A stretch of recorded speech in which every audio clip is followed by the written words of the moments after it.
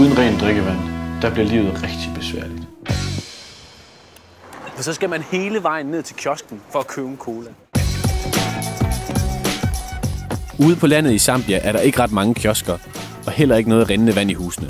Enken Sarah Mukombe har som så mange andre klaret sig i mange år med et vandhul, en spand og et langt reb. Men den slags åbne brønde kan gøre både dyr og mennesker syge.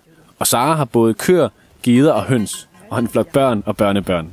Med et landbrug er det svært at skaffe mad på bordet, hvis folk er for syge til markarbejde. Så for et par år siden tænkte hun, at det var på høje tid at få brønden overdækket og installeret en pumpe.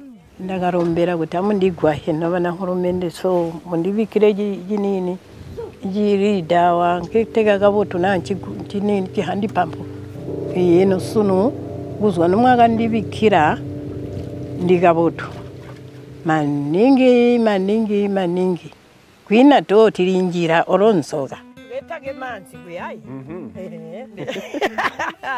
Atuende manene.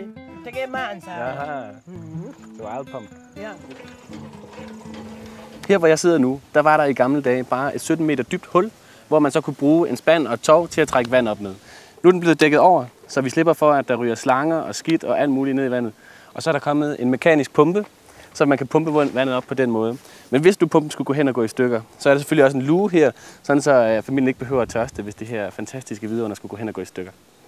Men det var ikke noget, Sarah fik forærende bare sådan ud af det blå. Den lokale udviklingsorganisation mente nemlig ikke, at hendes brønd var værd at overdække. Der var simpelthen for lidt vand i den. Men hun insisterede på, at der var vand nok.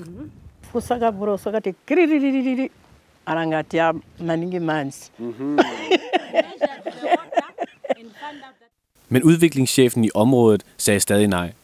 Han mente ikke, at det var værd at bygge en pumpe, når det kun var Sarah og hendes familie, der brugte den. Det fik ikke Sarah til at give op. Hun forklarede dem, at der altså var 8 familier, der brugte brønden. Og under den seneste tørke var det det eneste sted, de fik vand. Så bøjede udviklingschefen sig.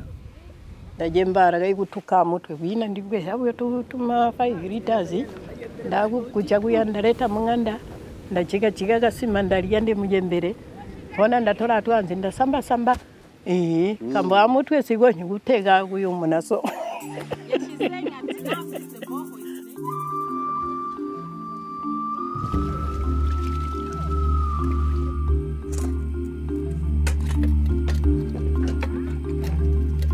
Kwina sono ndimuguwa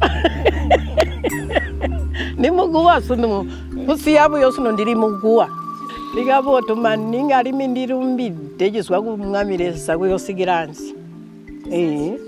Ndirumbide maningi. Nu er Sarahs vand garanteret fri for malariamyg og ondsindede bakterier. Dyrene er raske, så de kan pløje og gøde jorden. Og menneskene er raske, så de kan høste. Og det gælder for alle de 17 familier, der efterhånden er begyndt at bruge brønden. Og det er sådan, at vand skaber liv i Zambia.